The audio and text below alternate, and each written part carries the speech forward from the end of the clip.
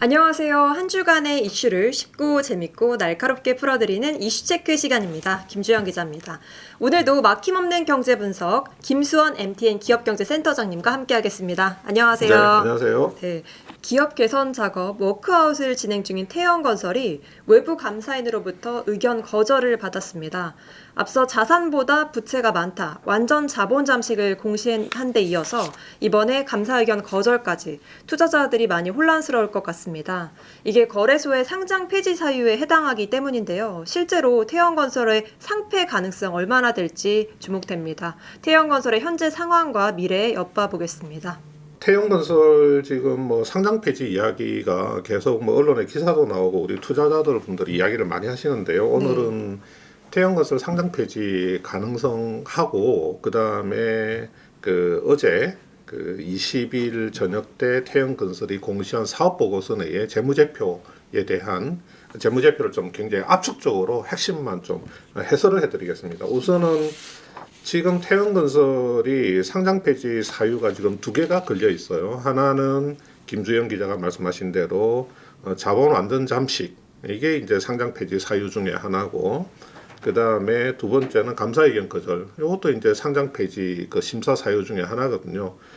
근데 결론적으로 말씀을 드리면 지금 현재 단계에서 태영건설의 상장 폐지가 뭐 곧 임박했다든지 뭐 당장 뭐 내일 모레라도 뭐 상장 폐지 될 것처럼 이야기하는 것은 너무 앞서가는 이야기고 지금 좀 과도한 반응이다, 뭐 이렇게 말씀을 드릴 수가 있습니다. 자, 그게 왜 그러냐면 뭐 회사가 자본 안전 잠식이나 뭐 감사 의견 거절 받는다는 것은 분명히 굉장히 안 좋은 상황인데, 그랬다고 해서 거래소에서 그렇게 바로 상장 폐지를 시키지는 않습니다.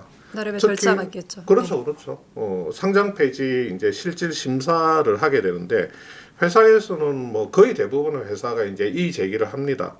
근데 특히 태영건설 같은 경우는 지금 채권단이다 동의를 해서 워크아웃 진행 중이고, 지금 현재 PF 각 사업장별 실사를 진행 중이고, 그 다음에 뭐 실사나 뭐 또 이제 사업장 처리 방향, 또 그리고 뭐 채권단의 지원, 또 뭐 대주주의 이제 지원 방안, 이런 것들이 완전히 픽스가 되지 않은 상황이거든요. 그래서 태영건설이 이의를 제기를 하고, 왜냐하면 지금 우리가 워크아웃 진행 중인데 뭐 채권단하고 이런 것을 논의를 하고 있고, 뭐 각 사업장 이제 실사를 진행 중이고, 뭐 이런 것들을 거래소에 이의를 제기를 하면 거래소에서 이제 심사위원회를 열어가지고 판단을 합니다. 그러면 제가 생각할 때는 99.9999% 경영 개선 기간이라고 하는 것을 줍니다. 대개 1년을 주거든요.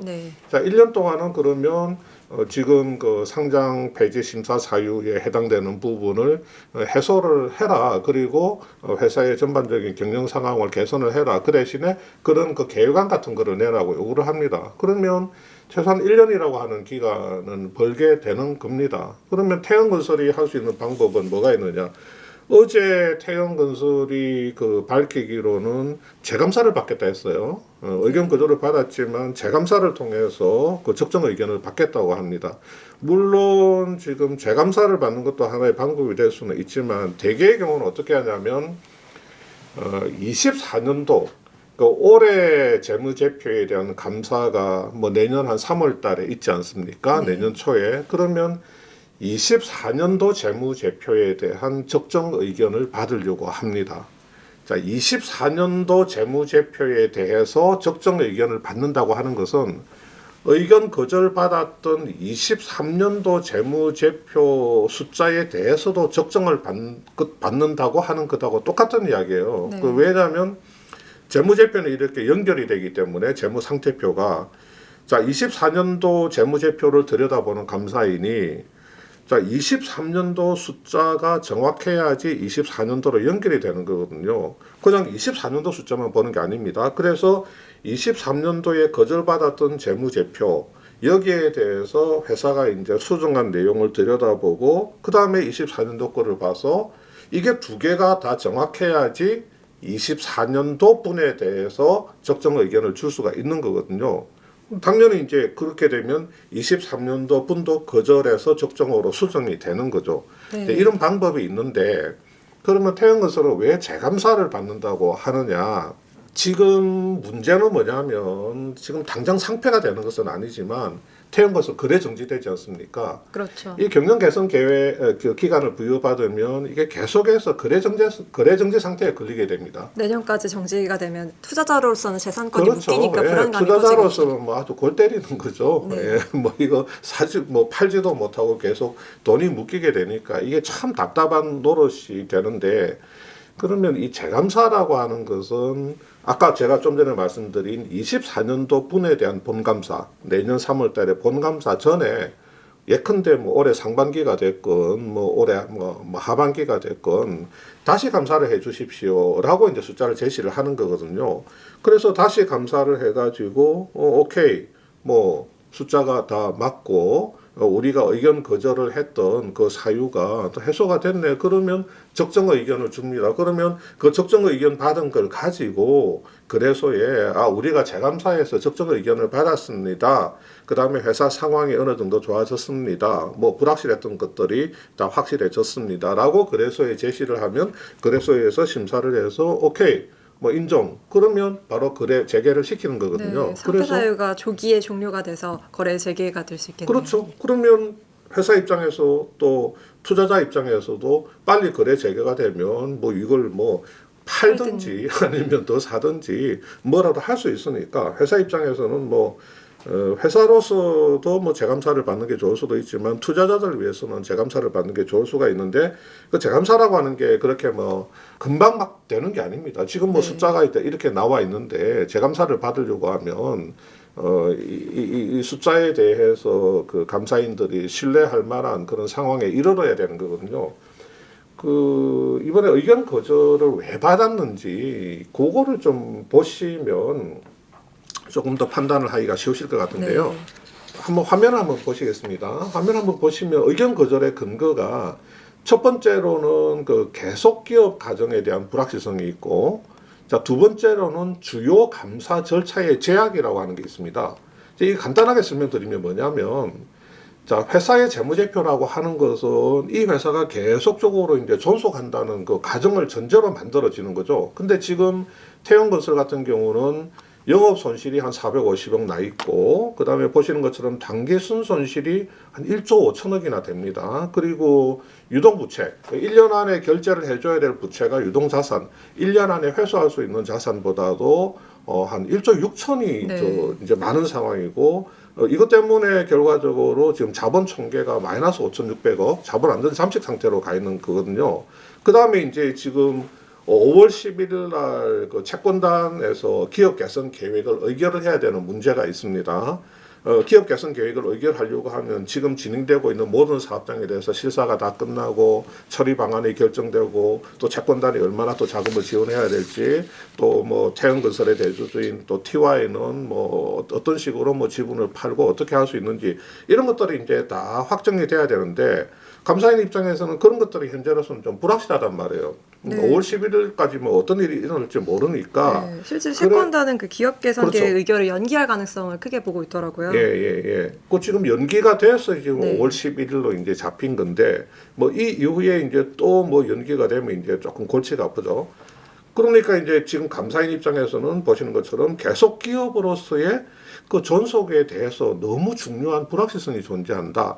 이게 첫 번째 이유고, 두 번째 이유로는 감사 절차의 제약. 보시면 뭐 공사 예정 원가의 추정이라든지 또 각 현장의 사업성 평가라든지 또 여러 가지 충당 부채, 우발 부채라든지 뭐 이런 자산이 이게 지금 재무제표에 태형이 이렇게 감사인한테 제시한 그 연결 재무제표상의 숫자가 이게 정확한지에 대해서 충분하고 적합한 감사 증거를 감사인이 입수를 못했다. 이건 너무 당연한 겁니다. 왜냐하면 지금 실사를 하고 있잖아요. 지금 네. 처리 방향을 정해야 되는 부분이 있고, 그 다음에 또 처리 방향에 대해서 실사회계법인이 타당성 평가를 해야 되는 부분이 있고, 모든 것들이 지금 불확실한 상황이기 때문에 감사인 입장에서는 충분한 감사 증거를 입수를 할 수가 없는 상황입니다. 그래서 시장에서도 이미 감사 의견 거절은 또 어느 정도 그 예상을 했던 부분이기도 하거든요.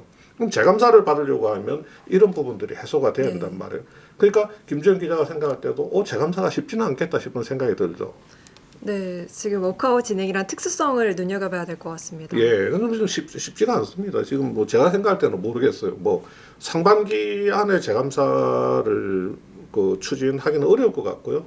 뭐 하반기 들어가서 이게 근데 5월 10일 날 정상적으로 뭐 채권단 협의회가 의결이 되고 그다음에 상반기에 뭐 회사 상황이 좀 좋아지고 예를 들어서 뭐 채권단이 뭐 출자 전환을 한다든지. 예, 그렇죠. 뭐 출자 전환을 한다든지 회사의 상반기에 어떤 재무적인 상황이 좋아지고 회사의 뭐 경영 그 개선안이 이렇게 명확하게 확립이 되어서 그것을 감사인에게 제시할 수 있다면 감사인이 첫째로 그 감사 절차의 제약 부분 해소가 되었다. 뭐 숫자가 이제 어느 정도 정확하게 픽스가 되었다. 두 번째로 그 계속 기업으로서의 존속 불확실성. 이것도 뭐 지금 채권단 협의회 결과라든지 회사가 제시하는 경영 개선 계획이라든지 이런 것들을 전반적으로 봤을 때 이것도 해소가 되었다.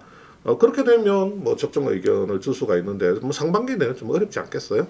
네. 지금 그런 부분이 있습니다. 그래서 뭐 결론적으로 말씀드리면 그 상장 폐지를 지금 이야기하는 것은 너무 빠른 이야기고 최소한 그 경영 개선 계획, 경영 개선 기간을 부여받을 수 있기 때문에 지금 뭐 당장 무슨 그 상패가 막 벌어질 것처럼 이야기하는 것은 좀 타당하지 않은 것 같습니다. 다만 주식 거래는 계속해서 거래 정지가 되기 때문에 투자자들 입장에서는 좀 깝깝한 상황에 계속 처해 있을 가능성이 높다. 네. 일단 그렇게 말씀을 드리겠습니다. 네, 그 태양건설에서는 이렇게 완전 자본 잠식에 빠진 것이 회수하기 어려운 것을 다 선 반영해서 그렇다. 이렇게 네. 항변을 하고 있는데 예. 이걸 좀 회계적으로 살펴볼 필요가 예, 있다고요. 그렇습니다. 그래서 사업 보고서 상에 태영이 제시한 그 재무제표가 있어요. 물론 이 재무제표 숫자에 대해서 감사인은 나는 이거 모르겠다. 의견 거절이라고 하는 것은 난 자신이 없어. 네. 너네들이 제시한 숫자 이게 뭐 정확하다고 내가 확신을 가질 만한 그런 증거가 없어.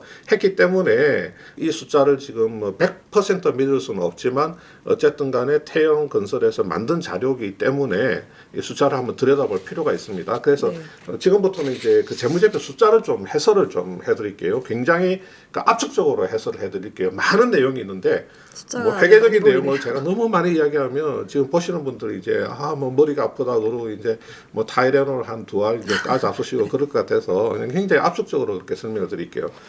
자, 손익계산서 한번 볼게요. 손익계산서 51기 이제 2023년이죠. 50기는 이제 2022년인데 요 2023년에 보면 자 매출은 한 3.3조. 그 다음에 영업 손실이 났습니다. 한 450억 정도 영업 손실이 났는데 여기 밑에 가서 단기 순이익에 보면 한 1.58조 정도. 그러니까 영업 손실은 한 450억이 났는데 단기 순 손실이 한 조 단위로 갔네요. 1조 5.8조, 조 단위로 가는 거예요. 그래서 이게 왜 이렇게 갔나 보면 여기 기타 영업의 비용으로 한 1.5조가 반영이 돼 있습니다. 네. 기타 영업의 비용이라는 게 해마다 한 1,000억대 단위로 반영되는 비용인데 23년도에는 1.5조. 그러니까 이제 어마어마하게 한 10배? 한 10배 정도 그 기타 영업의 비용이 이제 늘어난 거예요. 그러면 일단은 손익계산서가 망가진 것은 일단 기타 영업의 비용이라는 거 이것 때문이구나 하는 걸 이제 하나를 기억을 하시고 네. 여기 뭘로 쓴 걸까요? 기타 영업의 비용은. 그게 이제 여기 뒤에 재무 상태표를 보면 조금 근거를 알 수가 있습니다.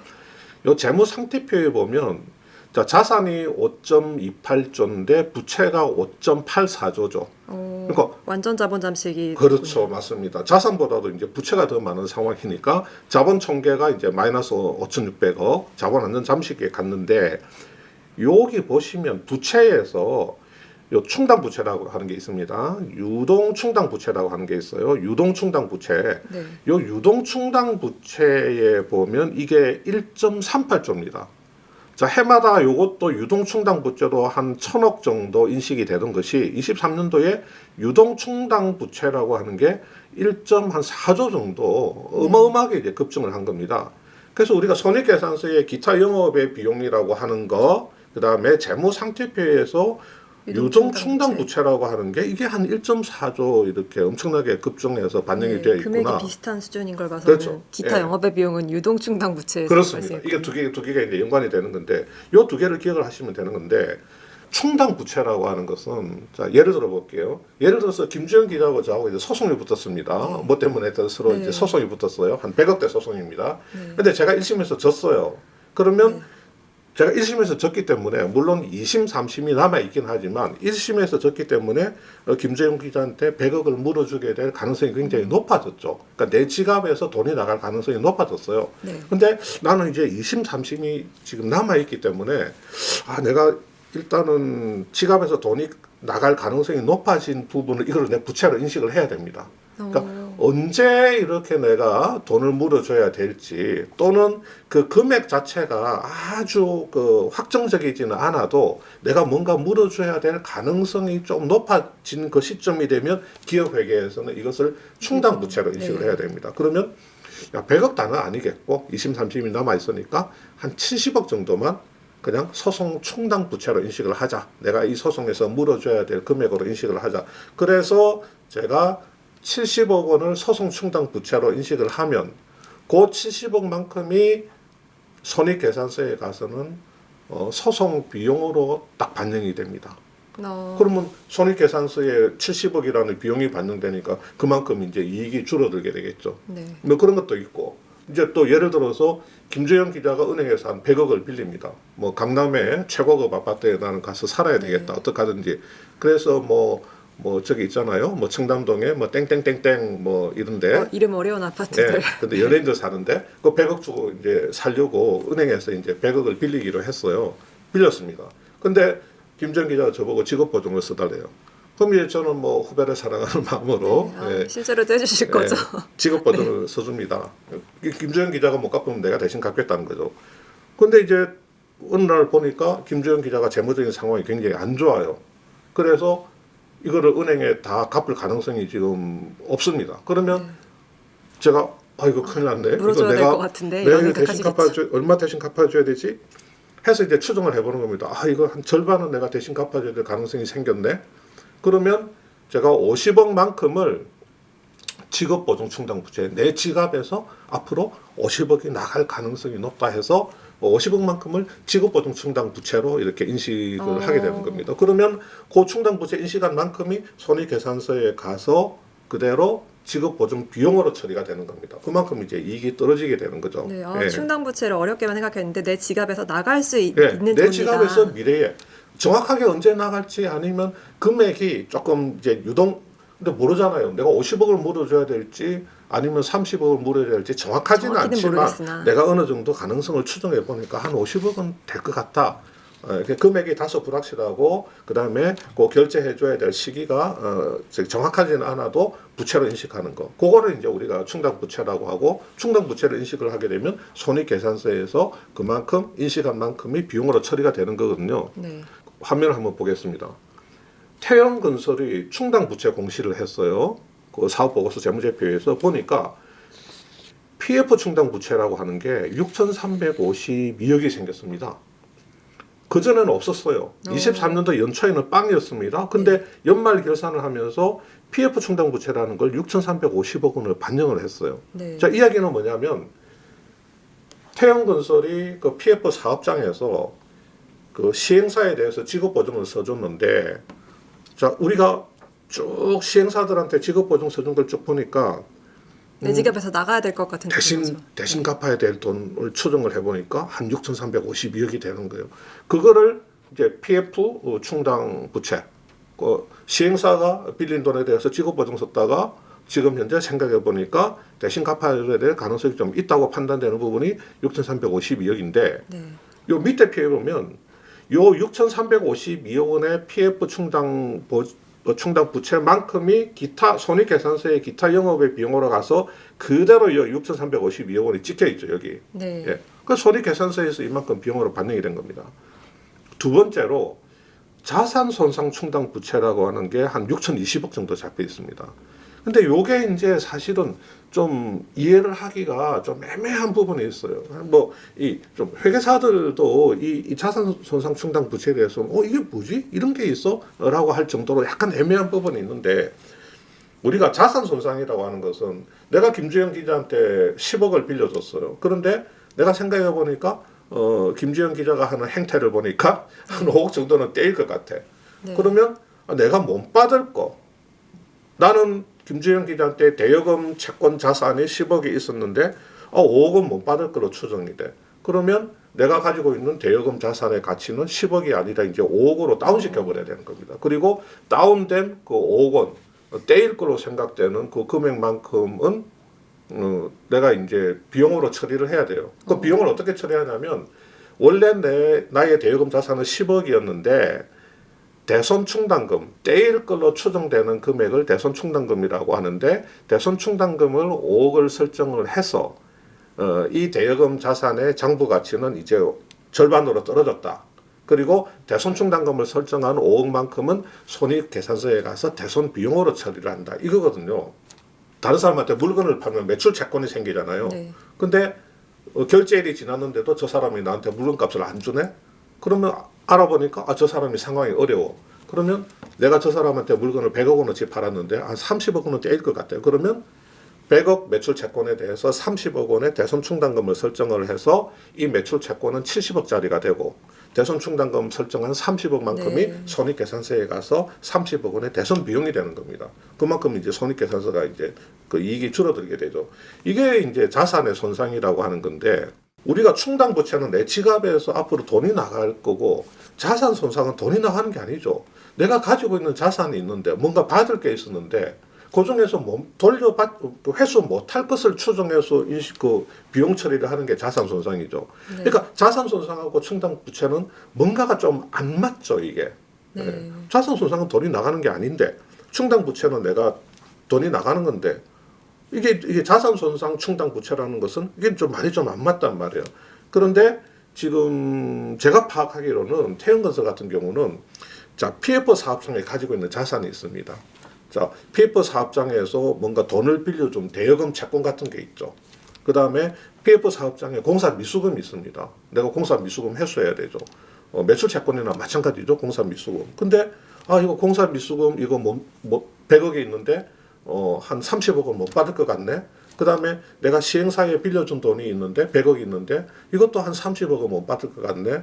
이렇게 이제 명확하게 딱 계산이 나오면 그냥 대손 충당금을 설정을 하고 대손 비용으로 처리를 하면 되는데 이 많은 사업장에서 너무 많은 자산이 있는데 정확하게 어떤 자산에서 얼마만큼의 손상이 났는지 그것을 일일이 지금 다 정확하게 추정을 하기 어렵단 말이에요. 그래서 그러면 그냥 일단은 자산 손상 예상액을 그냥 충당 부채로 일단은 잡아놓자. 왜냐하면 충당 부채로 잡아놔도 이제 비용 처리가 되니까 일단은 충당 부채로 잡아놓고 비용 처리를 하고 나중에 실사가 다 완벽하게 다 끝나고 사업장 처리 방안이 다 확정되면 그때는 우리가 가진 PF 사업장의 요 자산에 대해서는 요만큼의 손상이 날 게 어느 정도 정확하게 되었을 때 그때 그냥 대손 충당을 설정을 해서 그냥 대손 처리를 하자. 대손 비용 처리를 하자. 그래서 이 자산 손상 충당 부채라고 하는 것은 지금 뭔가 아직 너무 불확실한 상황에 있다 보니까 그냥 임시로 쓰는 충당 부채로 인식하는 그걸로 볼 수는 네. 있습니다. 대손 처리할 것을 일단 잘 모르니까 예. 임시로 충당 부채로 설정해 놓는 그렇죠. 거죠. 예. 그래 놓고 나중에 이제 어느 정도 확정이 되면 그 자산 본 계정에 대해서 그냥 대손 충당을 넣어서 대손 비용으로 처리를 하는 걸로 이제 전환을 시키면 됩니다. 근데 이것도 한 6천억이에요. 네, 이게 고스란히 밑에 보시면 이게 기타 영업 비용에서 자산 손상 충당 부채 전입액 6,020억 이렇게 가 있는 겁니다. 그러니까 이거 두 개만 합쳐도 지금 1조 2천억이 넘어버렸죠. 네. 그러니까 우리가 앞에서 봤던 유동 충당 부채가 기타 영업의 비용에 영향을 줘서 손익계산서 망가지고 그래서 당계순 손실이 엄청나게 나버리니까 뭐 태영건설이 갖고 있던 이익잉여금 다 갉아먹어버리고 자본 안에 있던 이익잉여금 다 갉아먹어버리고 뭐 그래서 이제 자본 총계가 이제 잠시 마이너스로 가고 이제 그런 상황으로 보시면 됩니다. 근데 이제 이거는 그 감사인도 의견 거절을 줬지만 난 모르겠다 이거 뭐 정확한지 모르겠다 의견 거절을 줬지만 앞으로 이렇게 변동될 겁니다. 계속해서 이제 그 실사가 정확하게 이제 끝나고 나면 뭐 증가할 수도 있고 감소할 수도 있겠죠. 만약에 태영건설이 이 숫자들을 굉장히 보수적으로 다시 말해서 좀 약간 그 공격적으로 최대한 웬만하면 손실으로 처리하자 그렇게 해서 만들어 놓은 숫자라고 하면 나중에 실제로 그만큼 손실이 안 나면 다시 환입될 수가 있거든요. 그래서 상황이 더 좋아질 수가 있고 여기서 뭐 상황이 더 나빠지면 좀 어려워지게 되는 거겠죠. 네, 태양건설 지금 상장 폐지돼서 당장 내 주식이 휴지도 조각되는 거 아니냐 이렇게 걱정하는 분들이 많을 것 같은데요. 현실적으로 상패 가능성은 크지 않다. 이런 점에 대해서 살펴봤습니다. 네, 오늘도 센터장님 말씀 예, 고맙습니다. 감사합니다.